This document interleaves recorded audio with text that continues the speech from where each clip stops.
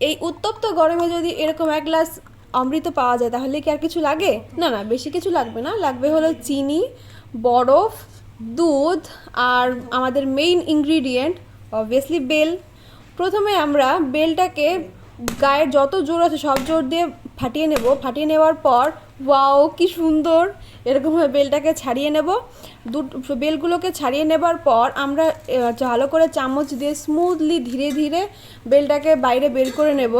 পুরো বেলটাকে বাইরে বের করে নেওয়ার পর গায়ের জোর দিয়ে আবার চটকে চটকে বেলের রসটাকে বের করে নিতে হবে।